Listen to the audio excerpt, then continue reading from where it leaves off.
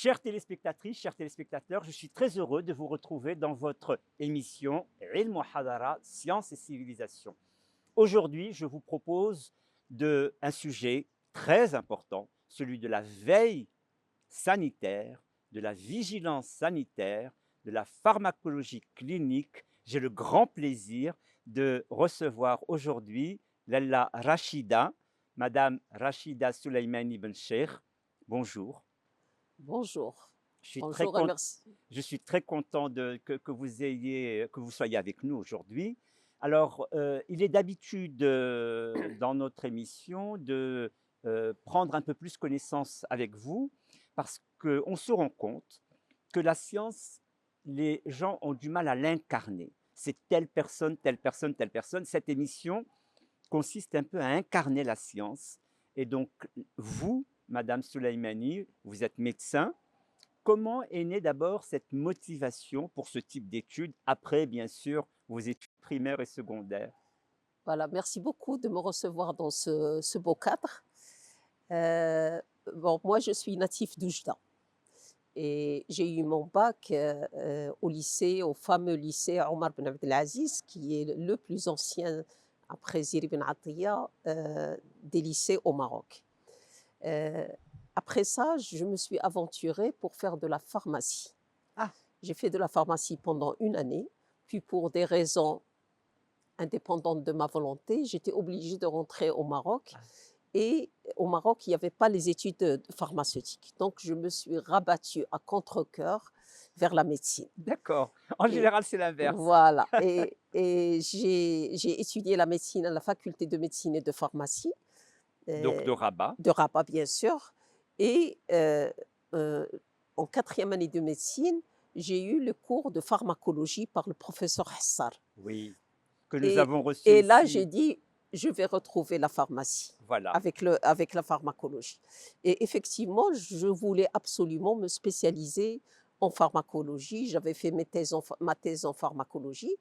Et vers les années, disons, en 1983, je suis partie en France pour me spécialiser en pharmacologie. Oui, j'allais vous demander justement les itinéraires parce que très souvent, les chercheurs, cette émission, elle est pour faire connaître les chercheurs. Et les chercheurs, ça veut dire tout de suite la mobilité. Donc, après vos études générales, on va dire, de médecine ici, vous avez été pour une spécialité De pharmacologie. de pharmacologie. Dans quelle ville? Alors, j'ai été à la faculté de médecine de Montpellier, Oui, très célèbre. très célèbre, ancienne également, la plus ancienne d'Europe. Et, euh, et là-bas, j'étais dans un laboratoire de recherche qui n'avait rien à voir avec la médecine. Ah, Et là, seconde frustration, ah oui. euh, je suis dans la recherche, mais j'étais déconnectée de la médecine alors Pourquoi que on y j'avais... faisait quoi? Alors, je faisais de la recherche fondamentale. Ah oui, On travaillait sur le pancréas isolé. J'étais dans un fameux laboratoire qui est le laboratoire de M. Loubatière, qui a été celui qui a mis en place les sulfamide-hypoglycémiants. Parce qu'avant, le diabète se soignait uniquement par l'insuline. oui. Et lui, son laboratoire, c'est lui qui a mis au point les premiers médicaments Ah, pour avoir oral pour le ah, par voie diabète. orale et pas simplement Voilà. euh, Alors, par ceci ne injection. m'a pas empêché d'apprendre Oui, justement oui, la méthodologie de la recherche, oui. de voir comment les gens travaillent en multidisciplinarité, parce qu'il y Oui. avait plusieurs spécialités, La etc. recherche, c'est toujours la collaboration. Voilà. Mais malgré tout, j'avais toujours cette envie de faire le lien entre cette recherche et la clinique. Oui, Et j'ai travaillé pas mal sur les essais cliniques, oui, parce que c'est de la pharmacologie également. oui. Et surtout, à ce moment, euh, il était question de développer. euh, Alors, alors justement, tout en faisant cette recherche, j'étais là-bas pour se former. Et donc, je me suis formée pour avoir une maîtrise scientifique en pharmacologie. Alors peut-être une première définition liminaire de la pharmacologie. Quand on Voilà. dit pharmacologie, on veut dire quoi? Alors, la pharmacologie, c'est la science des médicaments. La science des Mais médicaments. en fait, la pharmacologie n'est pas du tout la pharmacie. La pharmacologie, c'est l'étude de l'interaction entre le médicament Et et la le patient personne, et le et la patient. personne. Très important, Donc, c'est ça. la pharmacologie, elle va étudier tout ce qui est en relation avec les médicaments chez le patient, aussi bien du point de vue effet, efficacité, mais également du point de vue effet indésirable. On reviendra On sur y ça. reviendra tout à fait. Ah oui, Voilà. d'accord. Voilà, nous avons déjà une première définition de cette pharmacologie clinique, très important, le rapport d'interaction entre le médicament et le patient. Alors après, bon, vous étiez donc dans un laboratoire très pointu de ce que j'ai compris. Et quand vous avez terminé votre travail à Montpellier, quand on lit votre CV, on voit que vous avez beaucoup bougé. Vous avez été à Lyon, vous avez été en Suède, à Uppsala. Pourquoi faire? Alors, premièrement, pour faire ma pharmacologie, la pharmacologie n'est pas très développée pas très généralisée. Oui, Et donc, pour bien avoir une bonne maîtrise, il fallait chercher là où il y a les diplômes oui. spécialisés. Donc, j'ai des diplômes à Marseille, j'ai des diplômes à Lyon, j'ai des diplômes à Paris, etc. Donc, Vous avez j'ai complété obtenu. selon les spécificités des Voilà, laboratoires. exactement. Alors, Uppsala, c'est bien après ma Ah, formation. Je reviendrai là, sur Uppsala. d'accord. Et en fait, j'ai terminé 4 années de spécialisation. Je suis rentrée à Rabat. Vous avez commencé à enseigner. J'ai passé ma maîtrise pour intégrer le corps professoral Oui. au niveau de Rabat et j'ai commencé à enseigner la pharmacologie tout en étant au laboratoire de pharmacologie à la faculté de médecine sous la direction du professeur Hessar. Que vous Que, aviez eu quand vous étiez étudiante. voilà, Et c'est vous mon l'avez retrouvé prof, à ce moment-là. c'est mon C'est très professeur. agréable de retrouver le professeur quand on est collègue. Exactement. Et après avoir été étudiant, c'est une relation très spéciale. Oui, oui, Voilà. oui. Et ce que je n'ai pas dit, c'est que quand j'étais à Montpellier, euh, euh, au niveau France, il était question de développer les centres régionaux de pharmacovigilance. Oui. On reviendra sur la pharmacovigilance. Et un des collaborateurs au niveau du laboratoire, il m'a dit est-ce que tu veux développer avec moi? J'ai dit je ne connais pas la pharmacie. Il m'a dit Ça, c'était au Maroc. non, c'était à Toujours à Montpellier. Montpellier, Et oui, oui, oui. donc, j'ai Les centres travaillé, régionaux en France. voilà, j'ai travaillé avec professeur Blaillac pour développer le centre régional du Languedoc-Roussillon Oui, en France. Et en fait, j'ai vu que euh, euh, cette pharmacovigilance, elle est tellement intéressante parce qu'il y a le lien avec le patient, oui, mais surtout, il y a possibilité de la faire au Maroc, pas comme la recherche pointue, parce oui, que la oui. recherche pointue demande une équipe Oui. pluridisciplinaire, etc. Très difficile pour les D'où le conditions fait que marocaines. vous avez été vers la pharmacologie Voilà, clinique. voilà. Et Voilà. Et, donc, oui. je suis rentrée au Maroc et je voulais développer la pharmacovigilance au Maroc. Voilà. Alors maintenant, c'est le moment d'entrer dans le vif du sujet, votre travail de pharmacologie. Je vais prononcer 3 mots et vous allez me dire à quoi ils correspondent. L'un d'eux a déjà été utilisé par vous, la vigilance, donc la vigilance sanitaire, la veille sanitaire, la sécurité sanitaire. D'accord. Comment ces 3 notions, bien sûr, elles sont proches, mais elles sont distinctes. Très bien. Commençons peut-être par la vigilance, puisque vous Non, avez on déjà commence par la la sécurité sécurité. sanitaire, Très bien. parce qu'on va du plus haut vers le plus bas. D'accord. Alors, la sécurité sanitaire, c'est tous les moyens que met un État pour assurer la sécurité, pour assurer la santé de la population. Ça dépasse de loin les attributions du ministère de la Santé. Le cas du Covid Oui. montre ce que c'est, comment le Maroc a géré la crise du Covid, vous donne une idée sur la sécurité sanitaire. Donc c'est très lié à la santé publique. C'est lié à la santé publique, mais c'est lié à plein de choses. Par exemple, pour le Covid, il y a la fermeture, par exemple, des aéroports, Ah oui. il y a le confinement. Ça n'a rien à voir avec le ministère de la Santé. Non. C'est le ministère de l'Intérieur, c'est Les effets sociaux de la maladie. voilà, vous avez l'industrie qui va fabriquer les masques, etc. Donc la sécurité sanitaire, c'est quelque chose qui concerne l'État. C'est l'État qui va, bien sûr, le ministère de la Santé est un des acteurs, mais c'est tous les moyens que met un État pour assurer Une la politique santé, publique d'État pour la santé. Une pour politique protéger la publique santé. pour protéger la santé. Aussi Ça, c'est la... bien des différentes maladies que Oui. des maladies émergentes, que des épidémies, D'ailleurs, il y a etc. un Institut national d'administration de la santé, un Institut national d'administration sanitaire au Maroc. Ça, c'est pour la gestion.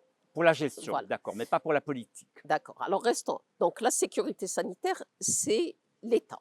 C'est la fonction régalienne de l'État. D'accord. Alors, la veille sanitaire, c'est une... Donc, on a eu cette idée générale sur la sécurité sanitaire. Comme vous dites, on commence par le plus haut, que vous appelez la fonction régalienne de l'État, une politique publique de santé. Vous avez pris l'exemple de la Covid. D'accord. La veille sanitaire est une fonction du ministère de la Santé. La veille sanitaire, c'est la surveillance des maladies et c'est les politiques de réaction vis-à-vis de ces maladies. Aussi bien les maladies usuelles que les maladies chroniques, bien sûr, mais également les maladies qui peuvent survenir, Ah oui, comme le Covid, comme les une épidémies, épidémie, voilà. etc. Donc ça, c'est la veille. C'est ce qu'on appelle en général avant, on l'appelait l'épidémiologie. C'est cela. D'accord? Alors, dans la veille sanitaire, on s'occupe de plusieurs maladies. Vous avez les maladies transmissibles, vous avez les maladies chroniques, vous avez les catastrophes et les accidents, et vous avez ce qu'on appelle les maladies secondaires à l'utilisation des produits. Ah, Et j'allais y c'est ça venir. la vigilance. D'accord. La vigilance, c'est autour des effets secondaires et des effets indésirables. Voilà, la vigilance sanitaire, c'est une sous-spécialité du veille sanitaire C'est cela. qui va s'occuper des incidents, accidents, maladies secondaires à l'utilisation des produits. Très Vous souvent, allez me dire quel produit? oui, les produits, bien sûr, aussi bien, je suppose, industriels que alimentaires, que de la viande avariée qui peut donner Voilà. des maladies. Donc, il y a déjà le groupe des produits utilisés en santé. Oui, Médicaments, vaccins, cosmétiques, dispositifs médicaux, etc., qui sont des produits, disons, sûrs, oui, mais qui ont leurs méfaits, bien qui ont sûr. leurs effets indésirables. Oui. Donc là, Selon les personnes, selon. voilà. Donc ça s'appelle de la pharmacovigilance. Ça veut Oui, dire c'est la vigilance vis-à-vis des produits de santé. Vous avez l'autre groupe, c'est tous les produits qu'on utilise de consommation, les aliments, l'eau, etc. C'est des produits, disons, sécuritaires, oui, mais on peut avoir des problèmes pour des raisons X. oui, Et vous avez tous les produits qu'on utilise dans le nettoyage, oui, dans l'agriculture, comme les pesticides, etc. Et vous avez également les contaminants de l'environnement, oui, le plomb, les métaux lourds, les métaux lourds en général. Alors, par rapport à la pharmacovigilance qui s'occupe des produits de santé, il y a la toxicovigilance qui va s'occuper de tout ce volet, oui. les aliments, l'eau, les Les produits morsures chimiques, aussi, etc. les morsures par les serpents, Et les scorpions, bien sûr, les piqûres de scorpions et les morsures de serpents. elles rentrent dans la Ils pharmacovigilance, rentrent dans la dans la toxicovigilance. La toxicovigilance. pharmacovigilance, pharmaco, Donc, bien sûr, les médicaments, médicaments bien et sûr, produits de voilà. santé. Donc, nous avons fait le tour, en quelque sorte, grâce à vos talents pédagogiques. La sécurité, je comprends mieux maintenant comment on est passé de la sécurité sanitaire La à veille la sanitaire, veille sanitaire, puis à la la vigilance vigilance sanitaire. sanitaire. Et puis, à côté de la vigilance sanitaire, il y a la Il y a la toxicologie. vigilance sanitaire, il y a de la pharmacovigilance et de la toxicovigilance. Je voudrais qu'on revienne sur les effets indésirables. Tantôt, on dit effet indésirable, tantôt, on dit effet secondaire. Secondaire, ça veut dire qu'il y a une cause première. Alors que l'effet indésirable, parfois, on ne sait pas quelle est la cause première. Est-ce que cette distinction vous convient? En fait, aujourd'hui, le terme de effet secondaire est totalement obsolète. D'accord, En pharmacovigilance, on n'utilise jamais ce terme. On d'accord, utilise effet indésirable des médicaments. d'accord. Bien sûr, dans les effets indésirables des médicaments, vous avez plusieurs types d'effets indésirables. Vous avez ce qu'on appelle les effets indésirables qui sont liés aux médicaments Oui, et au mécanisme d'action des médicaments. Par exemple, vous prenez de l'insuline pour diminuer la glycémie chez un diabétique, mais cette insuline peut vous donner des hypoglycémies qui peuvent parfois être mortelles si Oui, elles sont mal utilisées, mal dosées, etc. Et donc, mais ça découle de l'effet du je produit. comprends.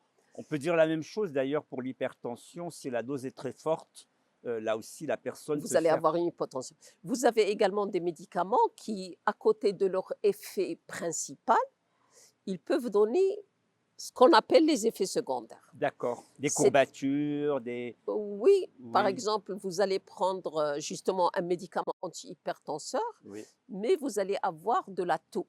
oui, Il y a des médicaments de la tension qui vont donner de la toux. oui. Ce n'est pas le mécanisme exact du médicament, mais c'est des mécanismes à côté parallèles.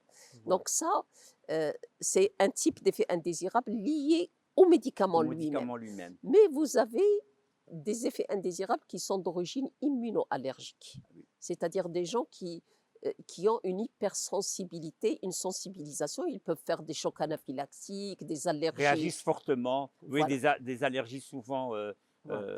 de la peau. Mais quand on parle d'effets indésirables, il faut inclure dedans tout le problème des erreurs médicamenteuses, Oui, de la dépendance à des médicaments, oui. etc. Le Donc, surdosage. voilà. Donc, l'effet indésirable Oui, et la pharmacovigilance, elle s'occupe de tout ce qui pourrait être néfaste, qui surviendrait chez un patient qui a pris un médicament. Que ce soit un médicament utilisé à bon escient ou un médicament qui n'est pas utilisé à bon escient. alors justement, vous vous êtes beaucoup intéressé dans vos travaux à l'évaluation des gravités.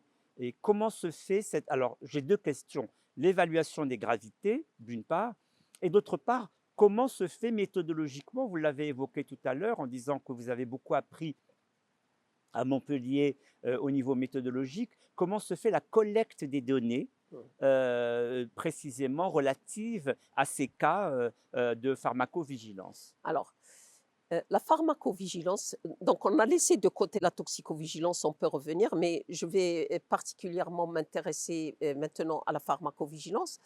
Euh, et d'ailleurs, toutes les vigilances sanitaires travaillent selon la même méthodologie. Et la première des choses, c'est collecter les effets indésirables. Et on demande aussi bien à la population qu'aux médecins de déclarer au centre antipoison et de pharmacovigilance Oui. tout effet indésirable. On collecte ces effets. La deuxième étape, c'est évaluer. Parce que vous pouvez me dire, oui, j'ai pris les médicaments et j'ai eu une maladie neurologique, par exemple. Oui. Est-ce que c'est vrai? Est-ce que c'est pas vrai? Oui. Notre spécialité, c'est d'évaluer la relation de cause à effet entre l'utilisation du médicament et l'apparition de cet effet indésirable, pour l'inclure dans notre base de données ou ne pas l'inclure dans Oui, notre c'est base de ça. données. La troisième étape, c'est de développer une base de données. Et donc, tous les cas qu'on reçoit, ils sont dans la base de données. Très importante, cette base de Eh données. Et oui, là, je reviens à Uppsala. oui, Pourquoi? Parce que cette base de données, au Maroc et dans plusieurs pays, on est connecté à la base de données internationale qui est gérée en Uppsala, en Suède. en Suède, d'accord. Et j'ai eu l'occasion d'être formée également quand je commençais à aller me former dans ce sens. Alors pourquoi une base de données? Une base de données, c'est comme le système Interpol. C'est-à-dire, le Maroc, il va mettre ses cas, la France va mettre ses cas, la Suède va mettre ses cas. Tout arrive au niveau de la Suède, sous l'égide de l'Organisation mondiale de la santé, pour voir est-ce qu'il y a un problème. Un problème qui surviendrait par exemple au Maroc, il est utile de l'utiliser pour Bien sûr. prévenir d'autres choses dans un autre pays, etc. Donc c'est la base de données qui nous permet de détecter ce qu'on appelle les signaux C'est et ça. les alertes. Les alertes. Et ces signaux et ces alertes, quand ils existent, euh, c'est-à-dire que on va prendre un médicament qui donne un effet indésirable chez un patient, on va soigner le patient. Mais en fait, ce qui est intéressant en pharmacovigilance, c'est qu'on travaille à l'échelle de la population. C'est La ça. base de Il données, y a un effet statistique. voilà. Est-ce que c'est un effet qui concerne une personne Oui. ou c'est un effet qui concerne la population? S'il concerne la population, il faudra mettre en place ce qu'on appelle les actions de minimisation du risque, Oui. c'est-à-dire arrêter un médicament, limiter son utilisation, etc. Donc en réalité, c'est cette méthodologie de la collecte des données qui permet de la prévention. Exactement. L'objectif, c'est d'anticiper le risque, non seulement De euh, le minimiser? le minimiser, mais il faut anticiper le risque. Et c'est exactement la même méthode de travail en pharmacovigilance et en toxicovigilance. La seule chose qui diffère, c'est que là, on travaille sur les produits de santé. Et Alors, en toxicovigilance, est-ce que dans les régions du Maroc, précisément dans le monde rural, on est encore fortement exposé aux piqûres de de scorpions scorpions. et aux morsures de serpents? Malheureusement, oui. Pourquoi? Parce que le Maroc, particulièrement certaines régions, on est endémique du point de vue scorpion. Il existe plusieurs espèces de scorpions au Maroc et nous avons un seul scorpion, l'Androctonus mauritanicus, qui est venimeux. Et malheureusement, les conditions d'habitat dans le rural sont favorables aux piqûres de scorpions, particulièrement chez les enfants. Ah oui. Mais nous avons fait une je suis très contente, très fière de la stratégie de lutte contre les piqûres de scorpions qui a été mise en place au Maroc et qui a été par le centre antipoison Oui, et j'allais dire, vous êtes pharmacovigilance. très engagé dans le centre antipoison du Voilà. Maroc. Et donc, ça a diminué les décès. On est passé de 6%. Aujourd'hui, on est arrivé à 0,32%. Et D'accord. ces 0,32%, c'est les enfants qui n'arrivent pas assez tôt à l'hôpital. Ah, d'accord. Oui, Voilà. c'est un problème de retard De de retard prise de en prise en charge. charge, malheureusement. Ah oui, d'accord. Alors, il y a quelque chose que je voudrais absolument parler, euh, et expliquer, c'est que dans les années 90, une fois que je suis rentrée de France, je voulais développer la pharmacovigilance, mais j'étais à la fac, je n'étais pas dans la santé publique. Et par un jeu de hasard, j'ai été voir le ministre à l'époque pour autre chose, M. Tayyib Ben Cheikh, Allah yarhamou. Et donc, j'ai été le voir pour lui expliquer les choses. Et lui, il a vu que j'avais fait de la toxico et il m'a demandé si je voulais prendre et développer le centre antipoison C'est à cela. l'Institut national d'hygiène. J'ai dit d'accord parce que je pensais toxicovigilance, centre antipoison, Oui. pharmacovigilance, c'est la même chose. Et donc, j'ai développé, à partir des années 89 en fait, le centre antipoison et de pharmacovigilance. Oui. J'ai commencé toute seule. Aujourd'hui, le centre, il y a une soixantaine de personnes Magnifique. au niveau national. Oui, Il y a d'autres personnes qui travaillent ça au niveau des régions. oui.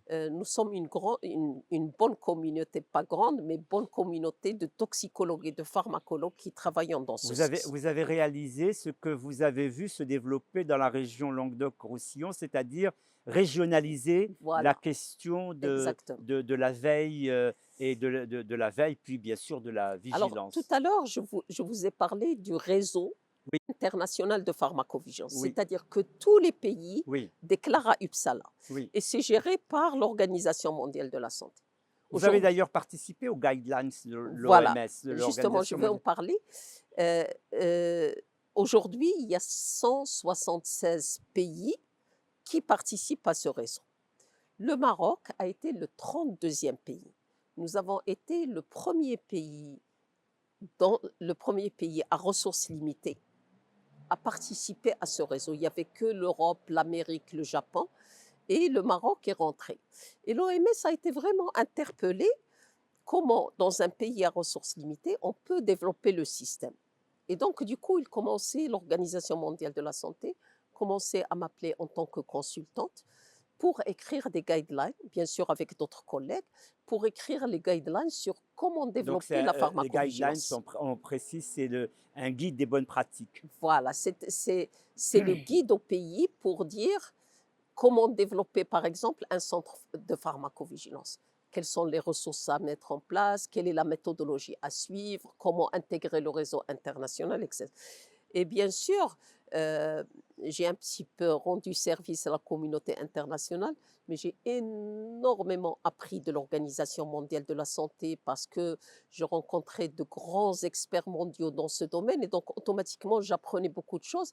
Dès que j'apprenais quelque chose, je voulais l'appliquer au Maroc. Magnifique. Et donc ça nous a permis de développer un système très logique au Maroc de vigilance sanitaire qui s'inspire de l'international, mais qui est totalement adapté au Maroc et adapté aux pays à ressources limitées. Contextualisé. Et justement, avec votre expérience et marocaine et internationale, vous la mettez au bénéfice maintenant de l'Afrique, parce que vous êtes très engagé aujourd'hui encore dans, vous allez nous dire dans quoi en Afrique? Voilà. Alors, en Afrique, justement, malheureusement, c'est le continent oublié par pas par les organismes internationaux, mais il est oublié du fait qu'il a très peu de ressources, qui est aussi bien humaine que... Et donc, la pharmacovigilance, on va s'occuper de la lutte contre le paludisme ou travailler sur la pharmacovigilance. En fait, même les décideurs ne comprennent pas La priorisation la priorisation.